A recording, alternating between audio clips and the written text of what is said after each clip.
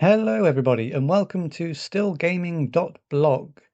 In today's video we will be discussing why Tony Hawk's Underground should get a remake and my thoughts on Sniper Elite Resistance. With the latest rumours of an impending Tony Hawk's Pro Skater 3 and 4 announcement and potentially a shadow drop in June this year, it got me thinking, why haven't they released a remake of Tony Hawk's Underground yet? Tony Hawk's Underground is arguably the franchise's most popular game, so will a remake be on the way? Of course, nothing has been announced yet, and this is pure speculation at this point, but my hope is that it will be coming. Tony Hawk's Underground launched way back in 2003 for the PlayStation 2, Xbox, GameCube, and even the Game Boy Advance, followed by its PC release in 2004. Tony Hawk's Underground set the bar for how future skateboarding games would be, with one of the key features being the ability to get off your board and start running around. Not only could you run, but you could climb, you could jump, and generally explore the environment. Exploring the environment was always something that I tried to do in the Tony Hawk's Pro Skater titles, but it had a certain degree of difficulty not being able to get off your board. The story of Tony Hawk's Underground follows the protagonist and their friend Eric Sparrow, who, let's face it, spoiler alert if you've never played the game, but he becomes a bit of a... The game takes you to some iconic locations such as Hawaii, San Diego, Tampa, Manhattan, and even Moscow. I would love to have the chance to play through a remake of this game. It's a fantastic game, and it's definitely one of my all-time favourite Tony Hawk titles.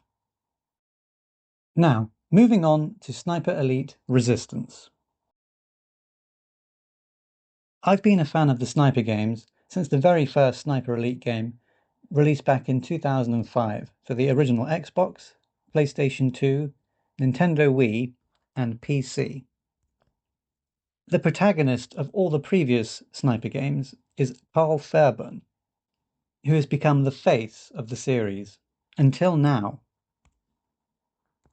I don't know whether Sniper Elite Resistance is meant to be a bit of a stopgap or filler title by Rebellion, but this time around, Sniper Elite Resistance features a new lead character called Harry Hawker. Hawker isn't completely new to the series, however. He did appear briefly in the cooperative multiplayer modes of Sniper Elite 3, 4, and 5.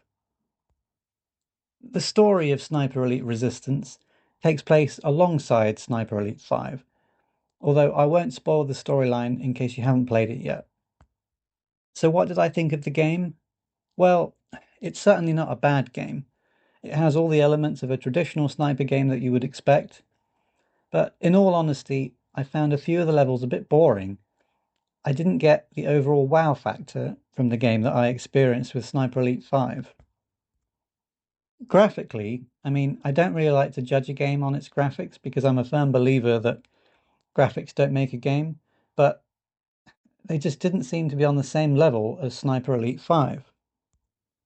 Oh, and just a side note, can you figure out how many times in this entire video I have said Sniper Elite? If you can, comment below with your answer, and we'll let you know whether you've got the correct amount of Sniper Elites. That's all we've got time for on this video, but if you like our content and would like to see more, please do subscribe to our channel and help support the creation of more videos. You can also follow us on our official blog at www.stillgaming.blog. Have a great day, everybody, and see you next time.